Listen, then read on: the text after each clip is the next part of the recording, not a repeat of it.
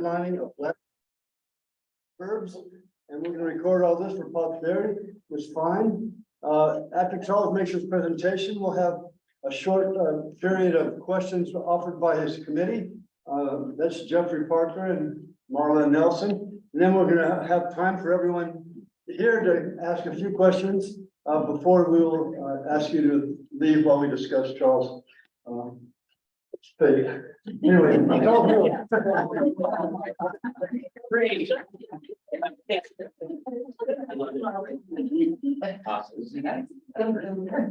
All right, good morning, everyone. I'm very glad to be here today. Everyone in this room it's been a long time coming.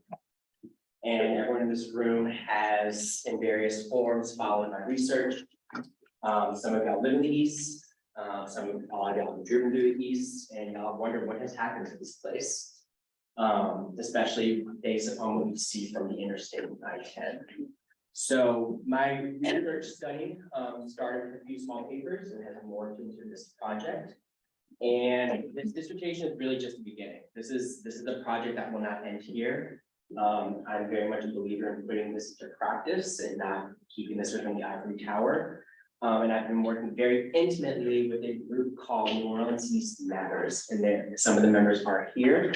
I want to give a shout out to Ms. Tangi. She's the president of New Orleans East Matters. Stand up, Tangi.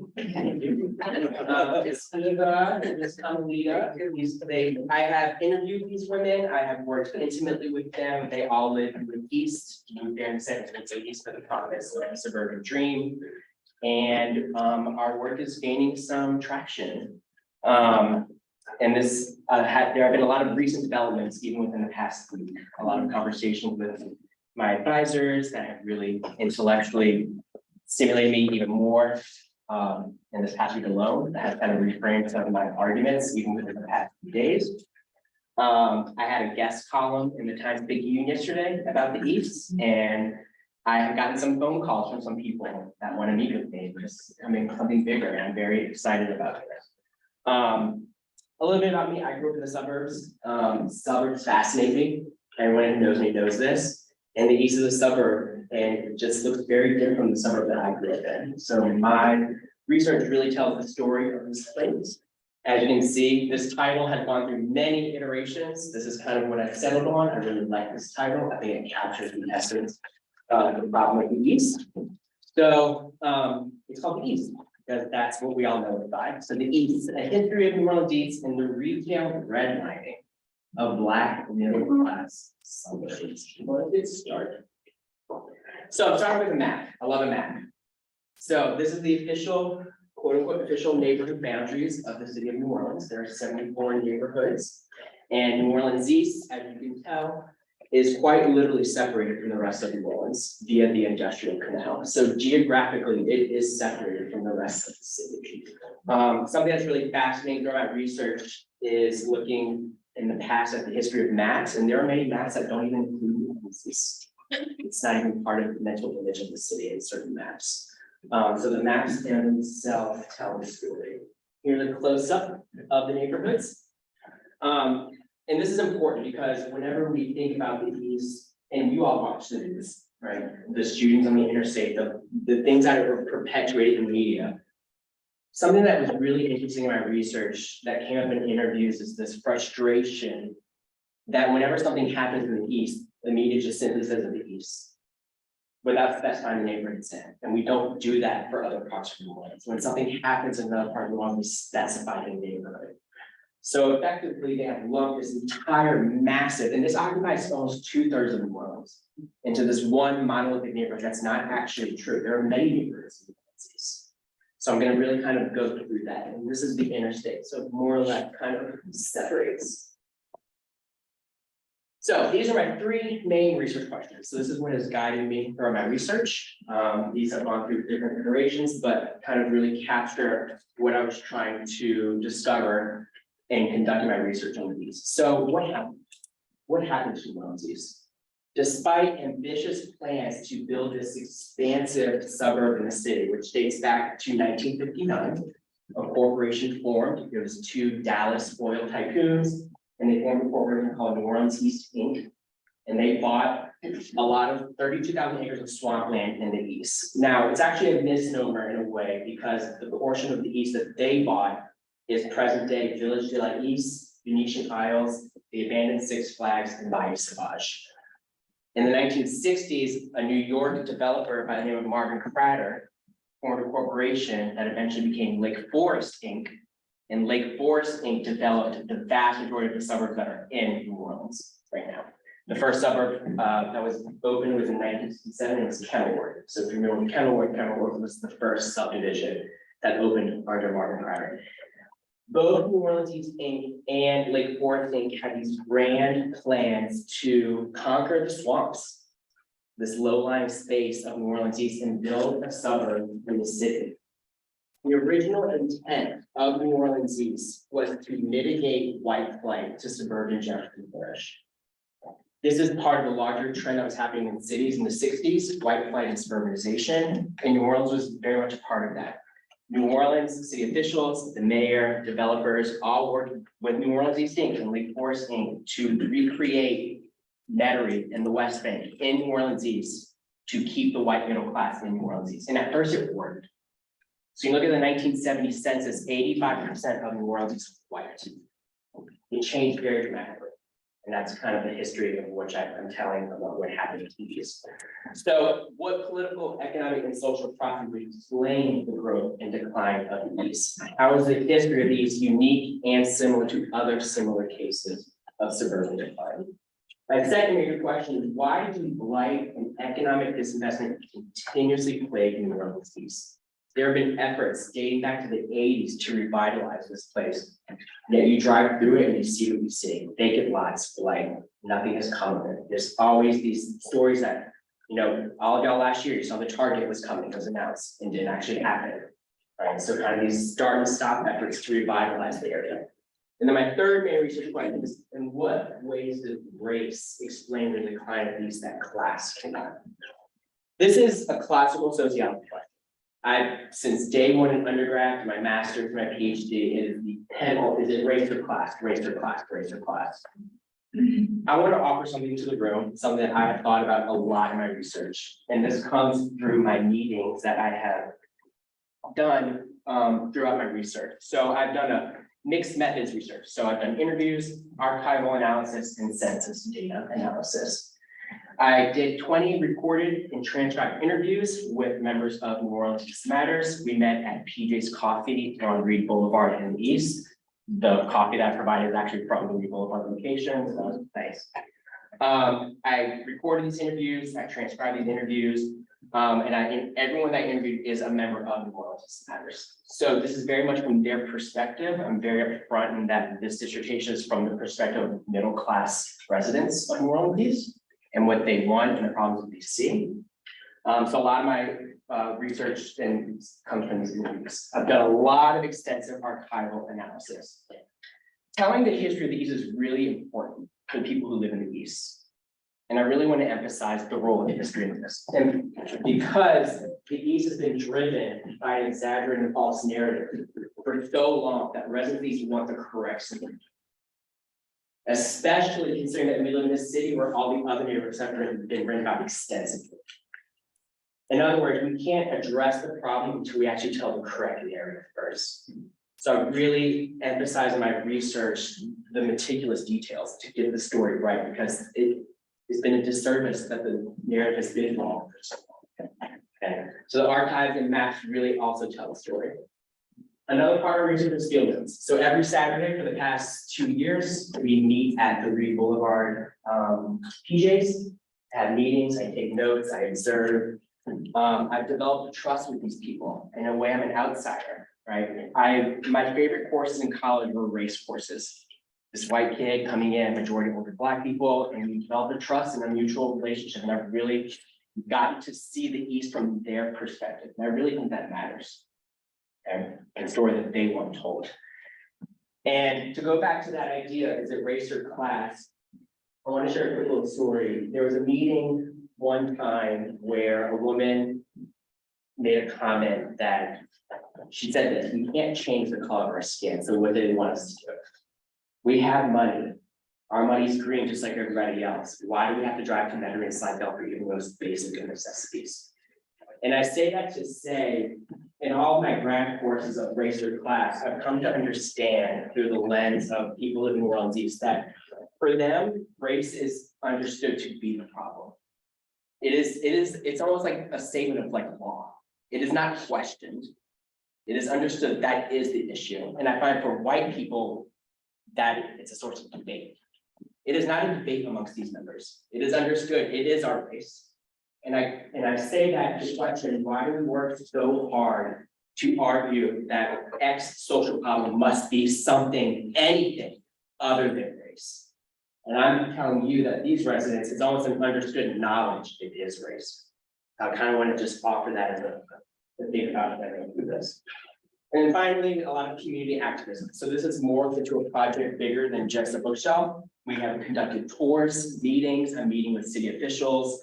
I did a presentation 2 days ago in front of City Council member Oliver Thomas, and he gave me a shout out on his radio show.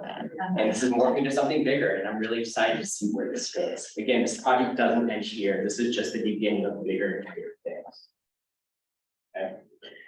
So I want to really capture this, and I call it 3 images of the East. Depending on who you are and your positionality, you have a different perception of the East. And I kind of synthesized it into 3 different versions. To outsiders, the East has deteriorated into an impoverished, crime-ridden wasteland of blight and Section 8 apartments scattered along I-10. To poor Black residents, New Orleans East represents an area they have been steered towards way before Hurricane Katrina, starting in the late 80s to early 1990s. For the Black middle class, New Orleans East represents an American dream that never came to fruition and is now a mirage, an illusion. According to homeowners, race lies at the center of a persistent and unyielding decline and its consequential retail redlining, which I will define for you. So this slide is my 3 central arguments of all my research, and I've reduced it to this. So the decline of the East is most certainly not a mystery to the Black middle class residents of New Orleans East. Significant portions moved there in the 70s and 80s and have lived there for quite some time now. For these homeowners, the East never reached its full potential precisely because it transitioned from what was originally intended to be a white suburb into a Black suburb.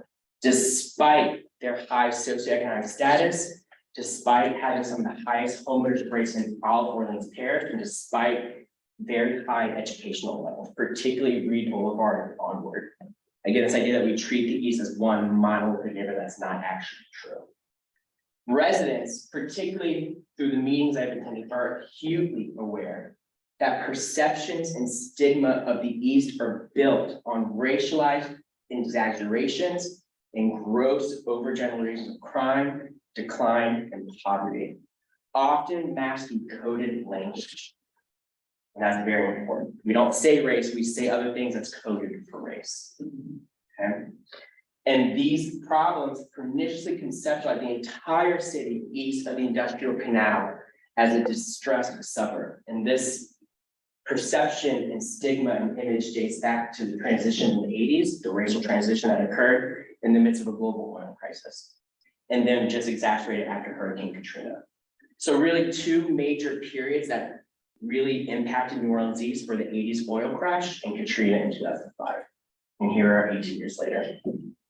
Residents interviewed believe that developers are reluctant to invest in the East because of a combination of both race and class prejudice. Again, it's not just race, it does intersect with class, right? It matters of which one we're elevating above the other. That intersect with the geography of housing. According to area homeowners, retail redlining of the East exists because of the proximity with which Black middle class neighborhoods are adjacent to the core Black neighborhoods. And this is a phenomenon that is quite characteristic of Black suburbs that is not characteristic of white suburbs. Research shows that Black middle class suburbs are much more likely to be quite literally adjacent to core neighborhoods in ways that white suburbs aren't. When you look at New Orleans, we are very limited in terms of our geography. We're surrounded by water, right? The East ends, you go to the North Shore, you have to cross the bridge, the causeway, et cetera, et cetera. And New Orleans East, for various reasons, became the place for the Black middle class to move. They were not moving to Jefferson Parish. They were not moving to St. Tammany Parish. In large part because of the uncomfortableness of moving into white areas. So New Orleans East became their suburban mecca. But when they moved in, disinvestment followed.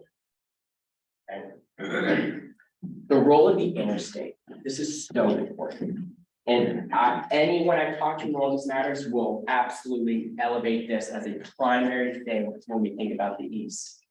The interstate role in perpetuating an exaggerated image of decline that outsiders possess of these is critical and should not be underestimated at all.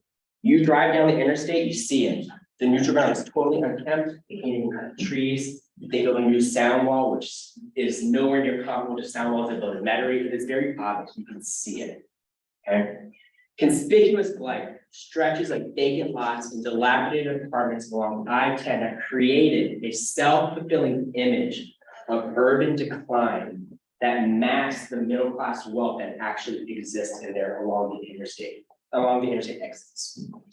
Something that really struck me in my archives, there was an experiment done in the late 90s where they took realtors from all the major real estate agencies through New Orleans East, and they were flabbergasted at the next subdivision. They had no idea. Like, wait, it's not just apartments. Well, you actually have to get off the exits. Y'all, there are beautiful subdivisions out there. They're around lakes. I mean, there are some subdivisions, if I were to blindfold you, you would not be able to tell if you were in Metairie or New Orleans East. It is no different architecturally.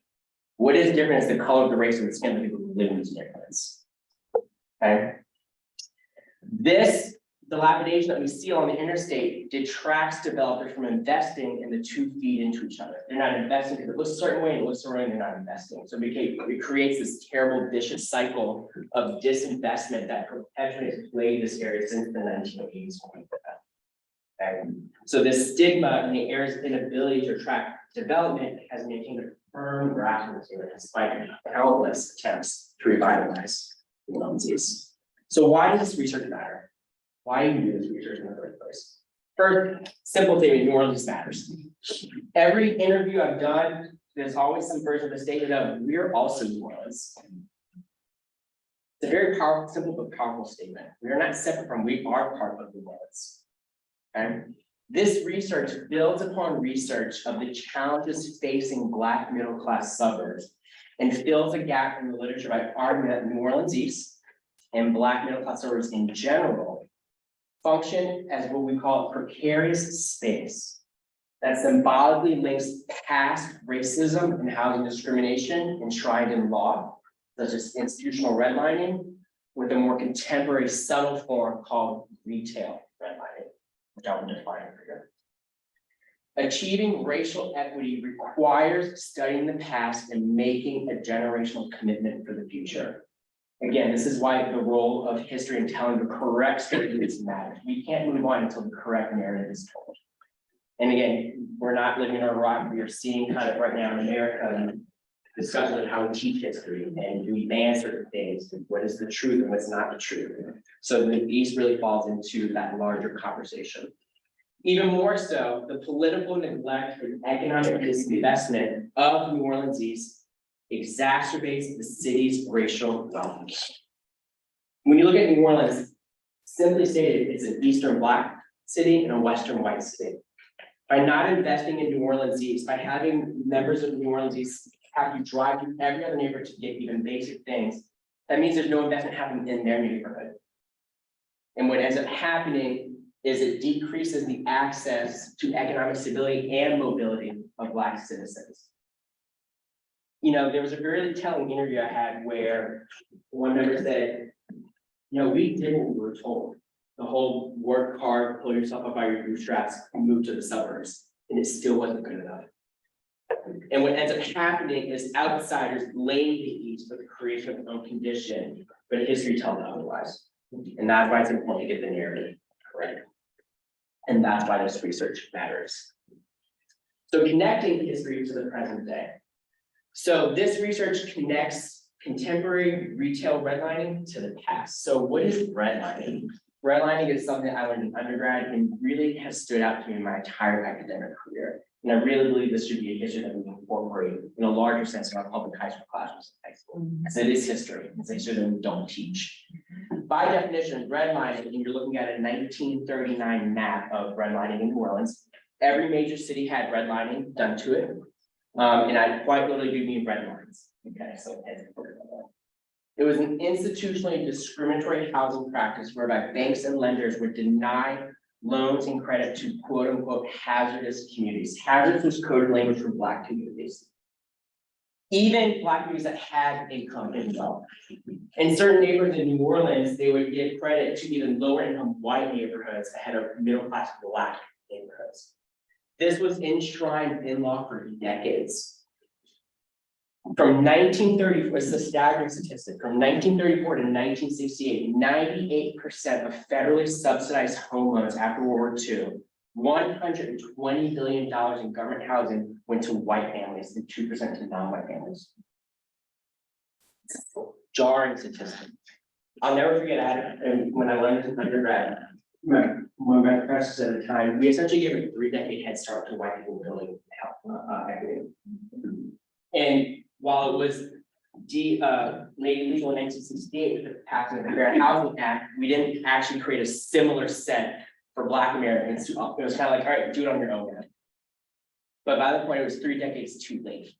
And this is why we have the racial wealth gap in citizens today. Also, research does show that your formerly redline neighborhoods are statistically more likely to be poor Black neighborhoods today than the present day. So this idea that history is in the past is not true.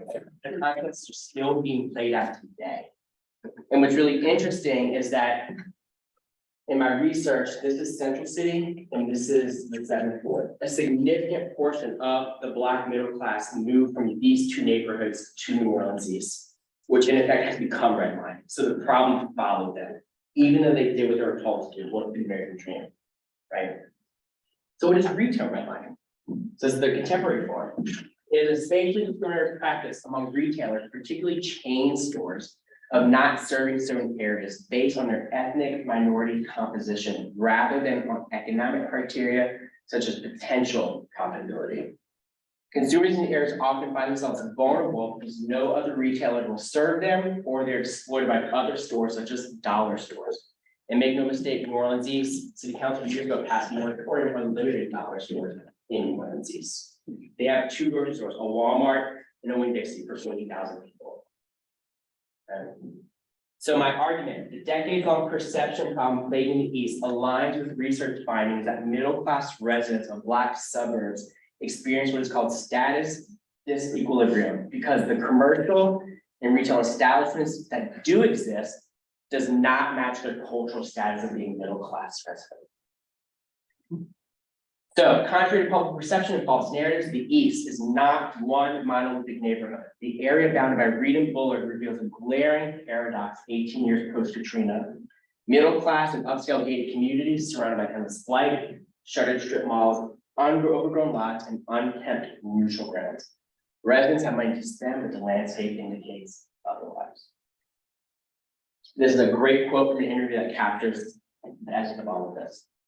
If Lake Forest Estates and East River Country Club were white, Reed, Bullard, and Lake Forest Boulevard would not look the way that they do. We can't even get a Rouse's grocery store out here. All this coded language is no longer rational. I've tried to rationalize this every which way, and I can't seem to come to any other conclusion why we are held hostage when it comes to development out here. Perception is trumping reality for these people, and this is what has sunk into their subconsciousness when they think about the East. It's like I want to tell these companies that keep bypassing us. I'm not going to change your mind, but what I can do is speak to you in dollars, and we have a lot of dollars to spend in our community. Not Metairie, not Uptown, not Slidell. So let's just call it what it is. This is redlining in another form. All this disinvestment, history is repeating itself. Think about Black Wall Street in Tulsa. Think about Tremaine in the 1960s. Now, don't get me wrong. I blame us to a certain extent because we need to change our own mindset about our community and not bash on social media. I recognize we spend our money elsewhere, but we don't have a choice because there is nothing out there. Okay? This is by design. I'm mad. So that is my central argument. Okay, about what happened to the east. Now you're probably wondering, well, what was the history of the east? So this really just synthesizes a very long history in one slide. So pre-1950s, cypress swamps, Little Woods, Lincoln Beach, a very historic beach, a racially segregated beach. Shetland Tour Highway, a lot of early development happened along this, along the highway. And then Edge Lake was a 1920s proposed subdivision that never came to full fruition.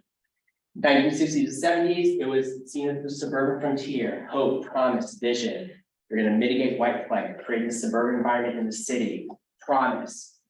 Two plans came out in the 70s called Park and Newtown, Orlando. They both fizzled out for various reasons. And again, the landscape was hard. It was a swamp, right? These overambitious plans, the oil industry was booming in the 70s, but the 80s changed all of that. So by the 80s, the global oil crash hits and New Orleans East starts racially transitioning in a very dramatic way. So that racial transition started in the 70s. You started seeing influx of middle-class blacks moving into subdivisions like Lake Forest in a very gradual way. When the oil crash hit in the 80s, a significant number of homeowners worked in the oil and gas industry and lost all their jobs nearly overnight. Foreclosures went through the roof, a huge white flight to the North Shore, more black middle class moved in. But by the late 80s, you start to see a deliberate steering of core blacks to New Orleans East via housing vouchers in Section 8. So by the mid 90s, over 40% of Section 8 housing was being specifically steered to New Orleans East over every other part of the city. And with the oil crash, development ran out of money. So it's really jarring. When you drive through certain subdivisions east, it like stops abruptly. Nice subdivisions next to these very shoddily built townhomes. And it's very, and you can see it, right? And it represents what happened in the 80s. 2000s, 90s, period of decline, a stigma, efforts to revitalize it. And then as we all know, the great tragedy was Katrina. And then here we are 18 years later, and it still looks the way that it looks. So these are just quick images. Those are pretty much the end. So 20s, Lincoln Beach, the original plans in the 60s, original plan in 1959. These are neighborhoods in the 70s. You can see multiple different neighborhoods. Again, kind of the promise of the suburban dream. The mall, the plaza. New Orleans blacks are moving east for a better life in the 80s. You can see as New Orleans was growing, as it was growing, Orleans Parish was declining. So it was a mismatch. And then the transition, so 80% white, 84%, 54, 29, 10, 4, 3%. Simultaneous increase in black population. 1960, 1970. So blue equals white, orange equals black. 1980, 1990, 2000, 2010, 2020. So it's racially hyper segregated. Efforts to revitalize, Rockland Plaza, Renaissance Plan, Katrina, plans to rebuild or not rebuild, come back or not come back. The plaza, the interstate. And then where does this lead? So that was my argument, that was my history. So where do I go forward? So this research is evolving. It really truly seeks a paradigm shift in how people look at it. It's not what it is, not what it has been, but what it could be. Okay. New Orleans Matters members, including myself, we are collaborating with the mayor, with the Office of Economic Development, the city planning to redevelop this area. We have tours, meetings, and these are ongoing. This is going to lead to bigger and better things. I'm really excited to see where this goes. And that's it.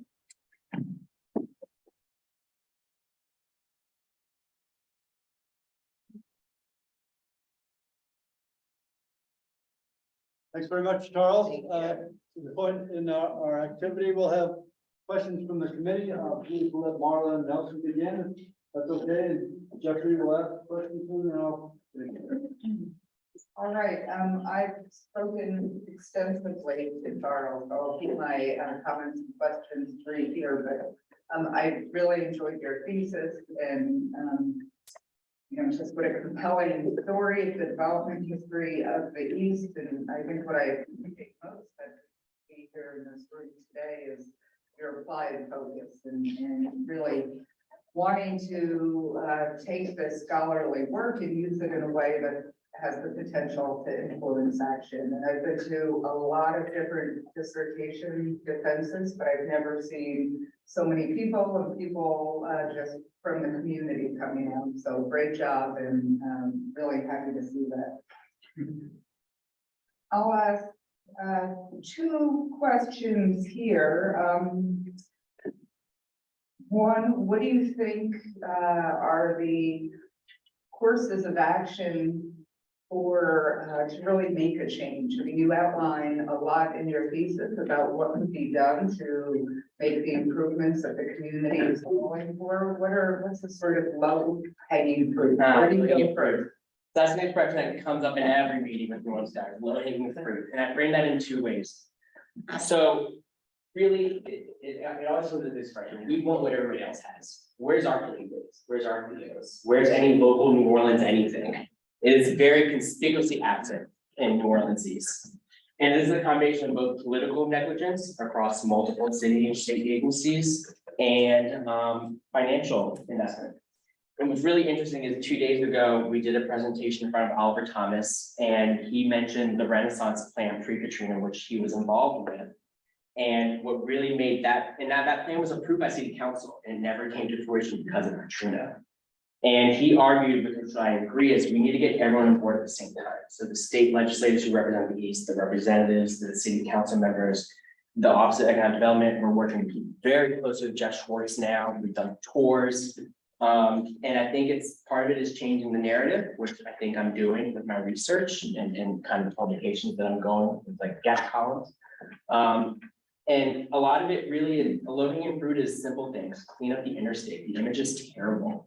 I mean, these are simple things we should do. We spent like 20 minutes debating with Oliver Thomas, who actually is in charge of cleaning the beach around. He himself was like, is it the state? Is it the city? There was an agreement. Sometimes they do it, but both don't want to do it. And again, I emphasize the interstate is driving this narrative. You talk to anyone, I'm not going to the east, that's scary. In fact, people now deviate to go other routes so they don't have to go through the east now. So a lot of it is simple, low-hanging fruit in terms of cleaning up the place. I mean, there's a lot of vacant land out there. It's a lot of apartments, and it's kind of like, we need to redevelop this in a way that, you know, take pride in this community. And I also, in my head, think that this is not just an opportunity for New Orleans, these people, Orleans Parish. Orleans Parish is losing tons of dollars in sales tax revenue to Denver. You know, and meeting after meeting is a discussion of there is no logical place to build big box stuff except for New Orleans East. So it's this reimagining. This could be an Elmwood, this could be a Metairie, this could be a West Bank in Orleans Parish to keep that. But we've been so trained to view the East in a certain way that it really requires untraining, undoing that mentality and rethinking what it could be. Right, and it starts with changing the narrative that it's not just one monolithic poor neighborhood. There's wealth out there, and there's a potential out there. That's what we cover, right? It's this assumption that they're not going to make money. The plaza really represented that. Stores were pulling out. Dealers started lowering their merchandise quality. They wanted the same thing, to where residents of the East started even rejecting going to the plaza and driving 20 minutes to Lakeside Mall, right? So again, you know, it really is requiring to change that mindset first, but then also addressing the low-hanging fruit of simple city municipal services, right? Put on the lights. The interstate lights are constantly out in New Orleans. That doesn't create a good image. It is the entryway into New Orleans when you drive from Florida. You have to, you know, start with that. Again, I can't emphasize enough the role of the interstate perpetuating this whole there. So I think it starts with basic. The city needs to stop systematically neglecting the area, but also bringing developers to the table and be like, what do you need from us in order for you to develop out here? And that's where a lot of conversations with Jeff Schwartz are going. Like, what do you need from us? What do you vice versa? And where do we go from here? And my second question, Charles, if you could just talk a little bit about what you see as the contribution of this work to the larger literature on suburban decline and Black suburbanization. Where does the story of the East fit into? So when I started undergrad in college, you know, a lot of the research on Black suburbs, there's some key sociologists, Mary Patillo, she writes a lot on Black middle class suburbs. But her research does date back to the late 90s and 2000s. And ever since I submitted my draft, I've been, kind of thinking what really is capturing it. And, with you conversations, and it's really retail redlining. That's the direction that I'm leaning towards.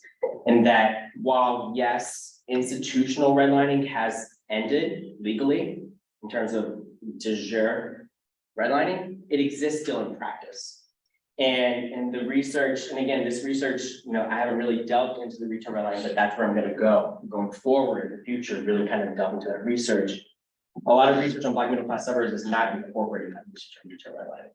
And I want to bring the two together. And this is a characteristic feature facing challenging Black middle class suburbs.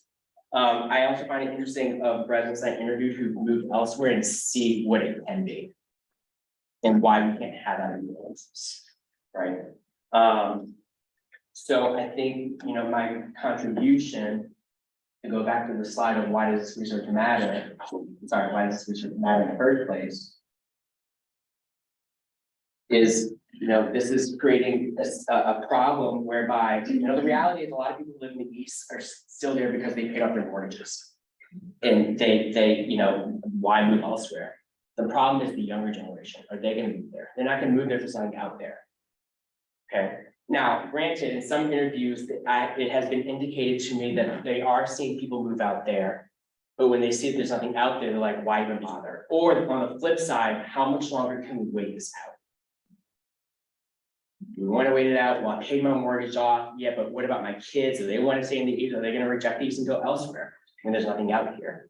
So I think my research is really kind of, I hope, especially when it comes to those who are in charge of economic development in the city or kind of recruit people to come invest in the East, to realize not what it is, but what it could be, the potential, not just for the East, but also, people in Orleans Parish want to keep their money in Orleans Parish. Anecdotal evidence that I've talked to many people is they would love to go to a Target in the East over Metairie to keep their money in Orleans Parish. So again, it's kind of a collective, not just Eastern residents, but the entire parish of what the potential. But that retail redlining, again, it's a more subtle, vicious form, but it's happening. And I think if we really bring that up, like, no, there's money at Humble or in Greece, like almost if you build it, they will come kind of mentality. Yeah. Jeffrey, have anything you'd like to ask? Sure, yeah. So first of all, thank you, Charles. I really enjoyed reading this and learning more about your research. I came on to the committee late, so but I do work on place reputation, so this was right up my alley. I have a few comments and then some questions. The questions are all sort of two of them. They both fit under sort of the same umbrella, which is about the utility comparison cases. But first, I just wanted to make a couple comments. First of all, I think that the race versus class thing is a little bit of a false dichotomy. I mean, I think it's something that we use in teaching that, like, is it race, it's a class, but I think the vast majority of people know that it's both. There's this phrase that's come into vogue in recent years, but it goes back a long time, but racial capitalism, Cedric Robinson, I mean, this goes back to W.E.B. Du Bois, this goes back to C.L.R. James. There was a recent issue in City and Community about it, but I mean, race and class are so intricately intertwined in America, it's impossible to talk about one without talking about the other. The other thing I would say is I know it's somebody else's term, which is why you're using it. But I would push you to think about talking about retail redlining in a different way, because I think it's an inaccurate way to describe what's happening. I think you've described something very, very real. But redlining is something so specific, right? I mean, you explained it. I mean, if we read Rothstein's work, it's not just racism, it's not just discrimination, it's the federal government allowing banks to give loans or not give loans. What you were talking about are private enterprises for reasons of stigma, for reasons of discrimination, for reasons of racism, for reasons of, basically using heuristics of race to stand in for things having to do with the amount of money or the danger in the community, like making these decisions. And that's terrible, but that's not the same thing as the redlining that went on in the 20th century. So my question is, so my big question, and then there are two sub questions, is where do you think there's room going forward in this research for comparison cases? both within New Orleans East and between New Orleans East and other places. Because the things that struck me is that this was so rich. Your history is so good.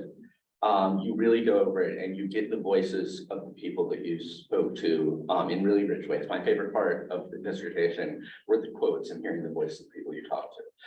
But you talked to 20 people in one group, right? And that's not the East, right? That's one group of the East, and it's an important group of the East, but that's not the East. So who's missing? Like, who aren't we hearing from, right? And if we heard from them, what do you think we would learn? And that speaks to sort of the internal politics, right? And we hear a lot about the politics between the East and the rest of the city, but what are the internal politics of the East? So one of the things that I was struck by was at one point you said, it's like, well, maybe in your advice at the end, the 25 points, it's like maybe we need like one voice to represent the East. I've been in neighborhoods where people made that argument. In those neighborhoods, invariably, like a lot of the people making that argument are people that are powerful and have people that disagree with them that don't want those people to necessarily be getting in their way. So that's my first question, and Okay. I'll let you. Okay, yeah, a lot to come back there. So. A few things. So this distribution clearly has a very specific perspective, and that's the Black middle class, right? And, you know, throughout my urban studies career and undergrad masters, a lot of the canon is looking at poor Black neighborhoods. So kind of their perspective, right, and what they want. So I was very deliberate in wanting to work with this group, New Orleans Matters, to get that niche perspective of the Black middle class. Obviously, there's limitations to that, and those limitations are what, for me, are what I want to go in the future in this. I want to talk to developers. I want to talk to people like Laura Cella, who have expressed interest in the past. Why are you not developing out there? You know, meetings with Jeff Schwartz. I got a call yesterday from someone who wrote my guest column. He wants to meet with me, owns a business in the East, and then he sent my column to Gowrie Kale, who owns the Plaza, and he wants to meet with me. So I want to start getting interviews with the head honcho people, like not just meet with Jeff Schwartz, but interview Jeff Schwartz. Right, not just meet with the off, and you know, we've done what, 3 tours, I think, so far, and those are great. And I want a one-on-one, right? Which in turn, now for those in the room, I haven't really said this explicitly, but the long-term vision of this project is to become a book, right? In addition, now I'm doing a lot of program to practice. I love the practice, like going out to the community and doing this work. But again, long-term vision is for us to be a book. But I need that other perspective, right? So I want to get the developers. I want to get. I would love to find another organization. There's a lot of different types of groups in these, whether it's religious based, economic based, community activism based, and to get their perspective. But I wanted initially my study to be that perspective of the middle class, which again is a very specific perspective. But I wanted to morph into other perspectives to kind of get a really holistic and comprehensive bird's eye view of what's going on in the East, whether it's city council members, state level representatives, and everybody in between. Okay, thank you. And the one other question, we've met and talked about this. I promise you, I'm not springing this all on him right now. So this is something that maybe you can only take a guess at right now. And the thing that struck me is sort of as a puzzle, which is puzzles are good, right? Things that don't make sense, or it's like how you get all the best stuff, is you were talking about how one of the puzzles here is it's a Black middle class neighborhood with like Black middle class and upper class residents, and they're not able to attract amenities, right? Storage, those sorts of things. I think that and that is a puzzle, right? I think you're going to have to sort of reckon with the question of why that's true here and it's not true in other places, because there are Black middle class and upper class neighborhoods in other places that do have amenities. Like go to U Street in Washington, D.C., go to Bronzeville in Chicago, go to multiple neighborhoods in Atlanta, go to Central Harlem in New York. Like all of those places are organizationally dense with like lots of amenities. So what's different about So I think what's different, and I think so an great example is St. George outside of Maryland. It's a Black upper class suburb. in George County? Yeah, Georgia. I think you and Kamalina, you and I have talked about them a lot. Kamalina, she's lived in other thriving Black middle class suburbs, and she decided to come back to New Orleans, right? And she's seen what it could look elsewhere. A lot of that work, it didn't just happen. They had to start doing what we are doing. They had to form a coalition. They had to start having these views, and that's what we're doing. I think what separates New Orleans East is we hadn't been doing that yet, and now we're doing that, right? And you know, the case studies in the literature on Black suburbs is pretty explicit in that they had to work really hard to get the amenities that they have in ways that white communities don't have to work hard. And the point of my research is to catch us up to speed with what they're doing and to replicate what they're doing. Thank you. That's what I want to do. Yeah. Great job. Thank you, Jeffrey. Charles, you know, I like this dissertation very much. I know the historical work you've done. I've Very good since day one, so. the community work you've done. Here's a couple of questions for you though. In your conclusion, you say something about the intentional decay of New Orleans Yeah, I East, saw your comment this morning. which suggests that there's some kind of systemic racism engaged when we discuss the East. And so you don't really mention it in your presentation very much. So talk a little bit to me about what you see as systemic racism and how it might help us make some sense of when you talk about intentional decline in the East. You know, Marlon she had a question, had the oil crash not have happened in the 80s, would have declined. So, and that kind of guides how I think about what your question is, right? And this systemic racism that's happening in the East.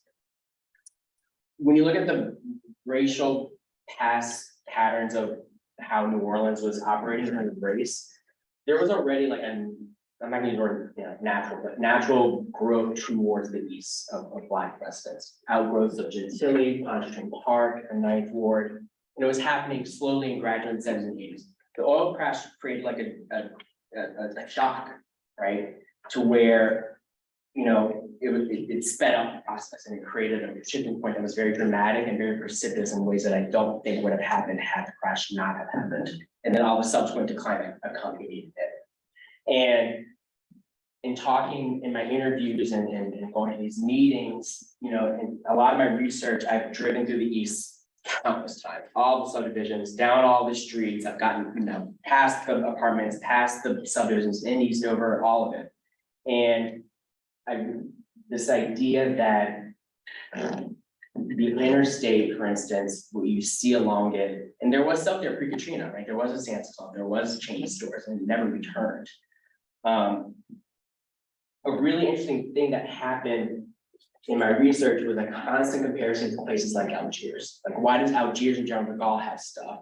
There's also Black people out there. What I think differentiates the East from places like Algiers or another one like Morero in the West Bank is the East is very racially hyper-segregated. There are pockets of whiteness still in Algiers. There's buffers. Algiers point of white. There is no longer pockets of whiteness here. And that racial hyper-segregation creates a very unique, precarious situation for the East in ways that doesn't affect other parts of the world. It also doesn't help that it is quite literally separated and you have to go over the high rise. So there's already mental barriers of people not wanting to go out there that then in turn get perpetuated by what they see on the interstate and then in the news and in the media. And again, the reality is that this is where the Black middle class lives, but there's nothing out there. And again, they weren't going to the other place. They weren't going to St. Tammany. They weren't going to Jefferson Parish. But when they moved out here, that dream simultaneously left them, right? And this inability for the city, and I'm not saying it's one administration, but it's been multiple administrations to do the basics, right? Lights, cutting neutral ground, clearing vacant lot. They just tore down La Quinta this year, 18 years after Katrina. I don't think deep down inside of me that if in other neighborhoods it would be treated that way. I find a lot of obstacles that the East has to overcome that other neighborhoods don't have to overcome. It's almost like, you know, a great example is Bayou Phoenix. It's like every time we get close, it's like, it almost seems like a new board was made up to like create a portal. It's like, wait, what's this board? But again, this, you know, the East is very racially hyper-segregated in ways that other parts aren't, which detracts from development happening out there. But what about more institutionally based factors or trajectories? For example, you could say there's been racial steering toward the East. You say that efforts to reduce multifamily dwellings in the zoning laws have not really been successful. You've had a lot of Section 8 emphasis on the East. I mean, I'm interested, in some of these systemic forces that you see in place, that have really contributed to the kind of decline. So a great example is housing, right? So, pre-Katrina, I go into this in great detail in my dissertation, pre-Katrina, start after the oil crash, as I said, a lot of core blocks were being steered to the east with, Section 8 housing. When Cynthia Willard Lewis, if you're familiar with her, she was a representative of the East, she was very adamant about limiting multifamily housing in the East, kind of a NIMBYism concept, not in my backyard. And it became kind of this battle of not, yes, the housing and the prejudice that come with people who live in that type of housing, but also why can't we more equally distribute this to other parts of the city? Why does it have to be disproportionately concentrated in New Orleans East over other neighborhoods? And then by the early 2000s, they put a 3-year moratorium on building multifamily housing in the East. Right before Katrina, the Department of Justice was like, no, you can't do that. And came down hard. Katrina hits. For some people, it was like a tabula rasa, like, okay, great, it kind of wiped out all the problems. But then almost immediately, especially in those immediate recovery years, people were moving back here and needed a place to live. And they were being redirected to the east, to where the problem that they thought they solved pre-Katrina just came back after Katrina. Today, instead of, a lot of it is housing vouchers now that are being specifically redirected to the outskirts, both of the east and Algiers. So it's this decades-long battle over housing and what housing means in terms of also, not just the image and the stereotype perpetuates, but it's almost like it's how do I say this? Yeah, I'm not doing it. Okay, well, I'd like to step out of the way and have a few minutes for people in the audience to ask some questions. Charles has raised a lot of incredibly interesting points here. I'd like to hear from people. And Charles, why don't you take some questions? Sure. Questions, comments? Yes. Due to the uniqueness, both geographically and historically, of New Orleans East, being that it's somewhat separated from the rest of New Orleans entirely, and the massive exodus of white people in the 80s with the oil crash, is New Orleans East a representative case for Black suburban neighborhoods across the country, or is it more direct to US New Orleans East? Oh, I don't think it's specific to New Orleans East. So the literature does show this is a problem facing Black middle-class suburbs. So now, in some degrees worse for some, for other degrees better than others, right? Because there are examples where there are thriving cases. But at the end of the day, the research is very clear that Black middle-class suburbs are facing specific set of problems, even worse than lower Black suburbs, right? So it is simultaneously both representative of that problem, but to different degrees than others. Yeah. Yes. Yes, I'm an investment banker here in New Orleans Great. and, specialize in real estate and finance. Cool. And I heard a comment, I was at the Flood Protection Authority meeting last week. Okay.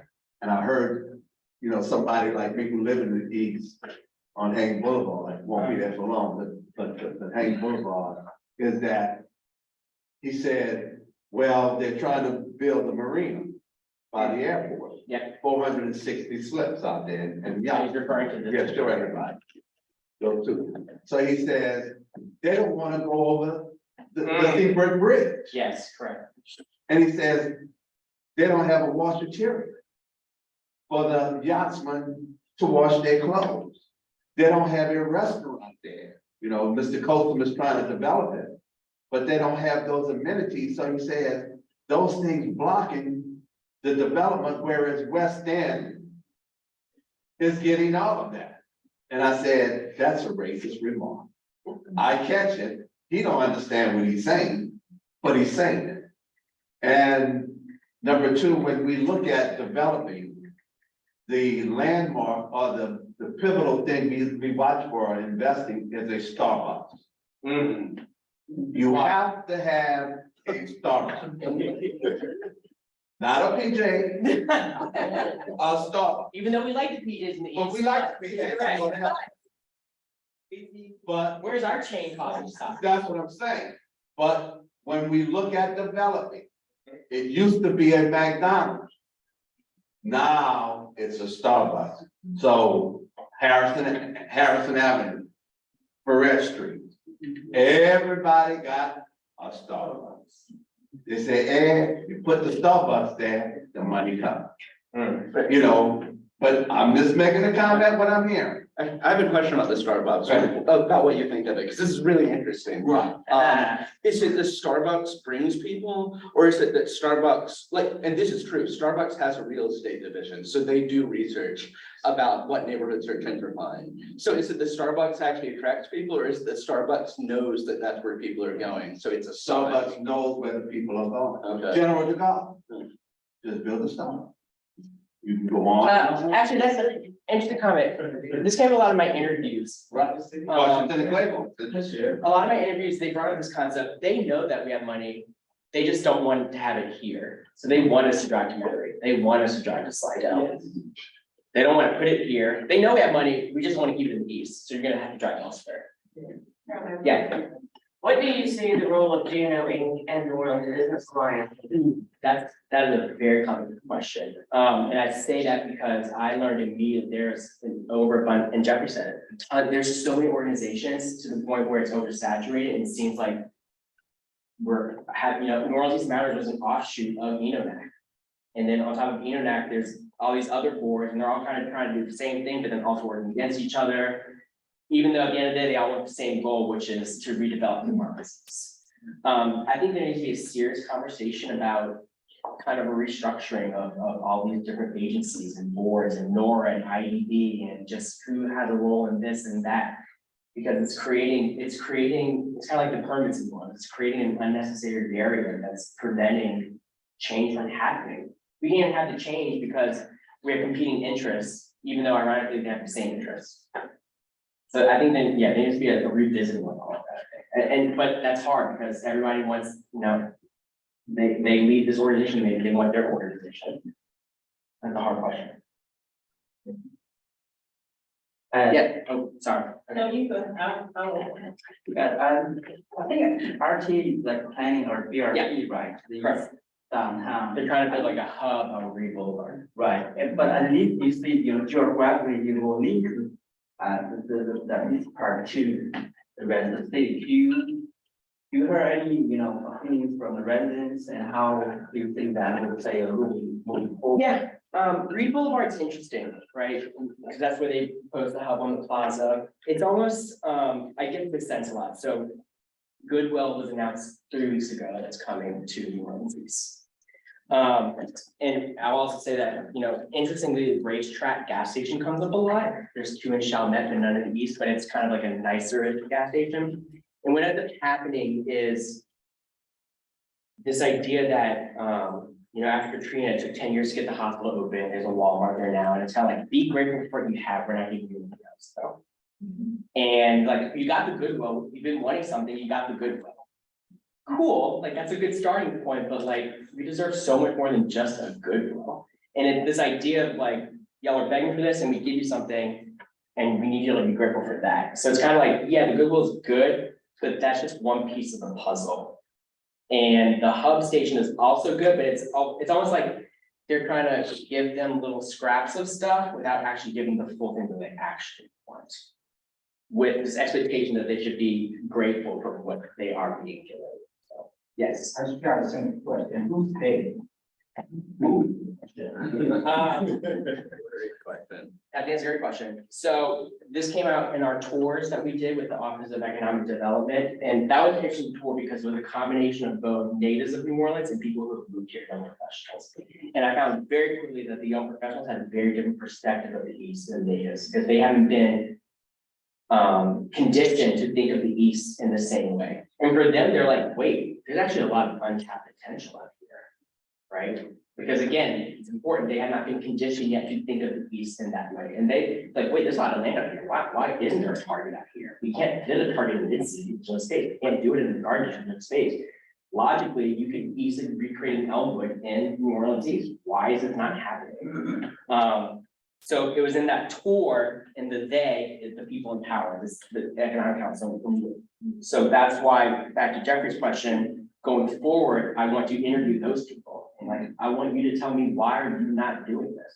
Right, I want to give it to people at Moricella, they're like, well, you know, you've expressed interest in various times in the past to develop, and it never actually came, why? You had your hand? Yeah. Yeah. I just want to, I have two questions. What keeps you hopeful that the extreme makeover is going to happen? And where have you seen the shift from a place similar to New Orleans? Because having lived in Prince George's, New Orleans East, I'm sorry, having lived in Prince George's County and Atlanta, they're not the same landscape. Correct. So here, yes, we have New Orleans East, but centrally in the city, the industries are healthcare, port, hospitality, and plants. So what similar city has had that infrastructure and the neighborhood like the East that was able to make the change or actually see the American dream come to life as promised and as work?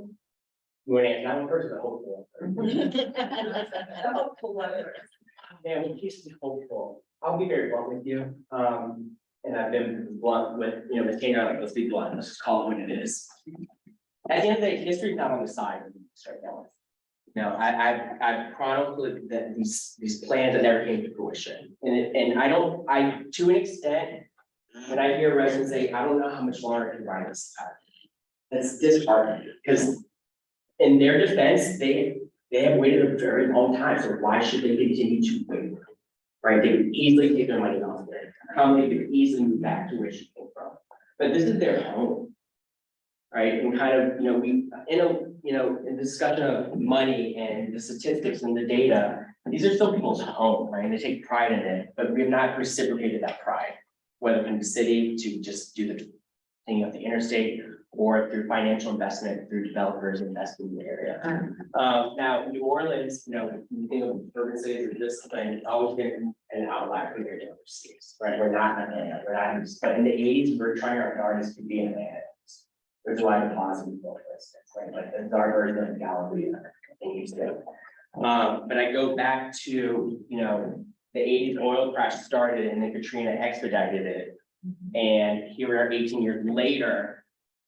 And someone asked the question, why now? I can't exactly answer why now, right? Why not 3 years ago, maybe the pandemic, I don't know, but why now?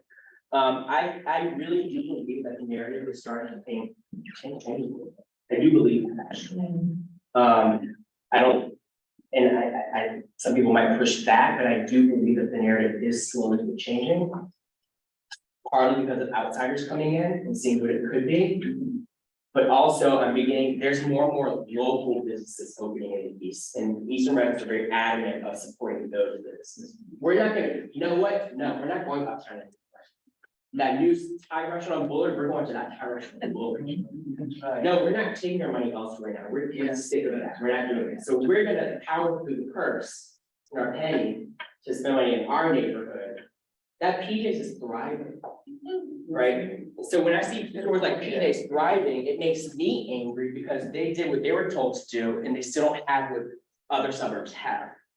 Right, so when I see a store like PJ's thriving, you know, another one is Chick-fil-A, 3 just opened in Orleans Parish. Y'all, but PJ's, a Chick-fil-A would make it in the East, let's not get it. Yeah. And it's one of those, like, the argument is there, but at the same time, it's like, come on. You gotta give me a little bit, right? So I am hopeful because I think it's changed, right? And it's been conditioned and one for so long, that the tide is turning. And, you know, there had to be a point that hit. I think the timing of all of this is interesting in terms of me meeting them, my dissertation coming out, the work that's happening at the state and city level. We'll have new representatives at the end of the year. So things are changing, right? But again, it really started with that paradigm shift, how we think about it.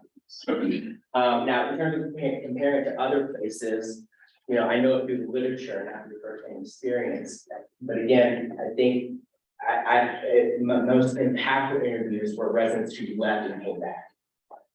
And then, you know, and the thing that comes up a lot is almost this resignation that local development will not invest, or we're going to see venture capitalists. Let's have a conversation with developers in Atlanta who understand Black suburb communities. And not the perception, but the reality, and they know that money will be made, so let's have conversations with them. Yeah, The challenge in Rolling Beach isn't, interesting to develop. The challenge is, when will you get those investments and when it will be developed? If you look at the issue of old urban communities and suburbs, many of them gentrification, Harlem, Brooklyn, around the basketball center there, Inglewood.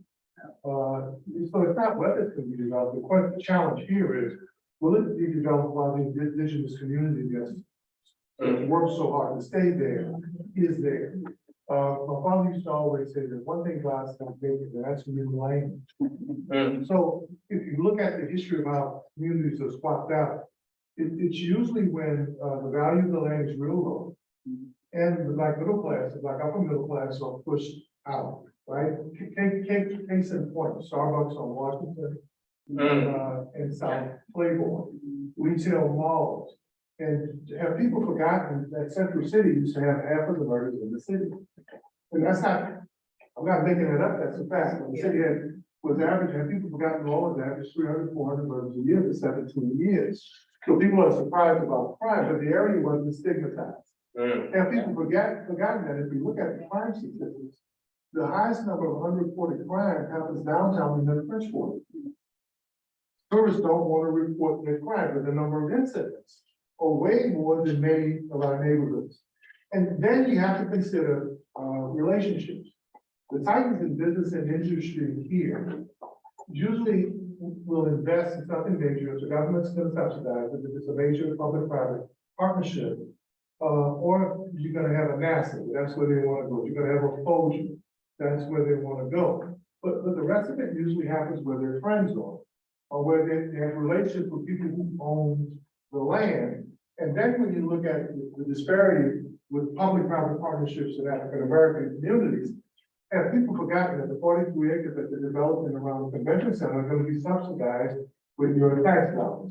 Why wouldn't you do the same thing in New Orleans East where the land is cheaper and more available? Have we forgotten that the state and city pilot and TIP programs that developed the Biomedical Research Center downtown in terms of $1 billion?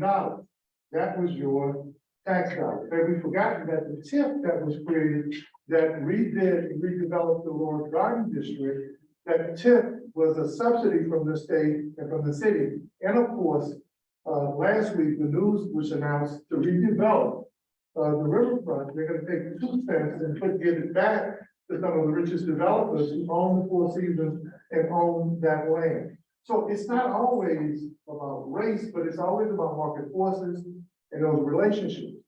And what people have to remember is, yeah, we have some wealthy Black folks, but we don't have that many billionaires, wealthy Black folk who can risk and take those kinds of chances without public-private. Look, New Orleans East is going to be developed. The question is, at what point is the land so cheap, the population so disparate in the Black middle class? Central City, which I used to represent my first political life, that was a 62% African-American community. Now it's 48%. So now you see the divestment. And then lastly, first of all, what Charles is doing is brilliant. Have we forgotten Hope 6 from the federal government and then the demographic shift after Hurricane Katrina? Hope 6 created an investment in incentives to mixed-use public housing. Okay, then we were compounded, Professor, by Hurricane Katrina. So what did Hurricane Katrina do? It further dispersed the population. There are only 2 places in the area that could take up the big 6 housing developers: Magnolia, Lafitte, CJP, St. Thomas, Callio, and Gus. Okay, the only 2 places that could absorb the population post Katrina were the housing complexes in Algiers and New Orleans East. But what did not happen?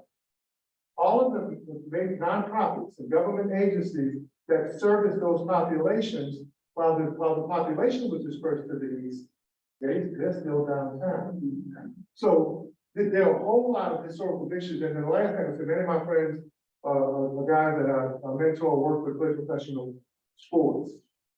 Some of them over the years have told me that when they wanted to move into New Orleans because they're from urban areas, the real estate agents from the Saints and the Pelicans and the professional teams seeing them either across the lake or to Metairie or other communities. Here. Thank you, sir. Charles, you get the last word. I think this room is proving a point. Conversation and paradigm. Yeah. Yes, can you go? I just really want to say, I'm just so proud of Charles, you know. He, this took a lot of hard work and challenges, you know, to even choose the topic for New Orleans East. And from day one, when we met him at PJ's Coffee. Yeah, it was so impressive that he actually chose to study and research and have an impact, a positive impact in our community. It's emotional because a lot of what he has shared, we've lived it. Yes. You know, he's telling this story based on facts, research that he's diligently took the time to do.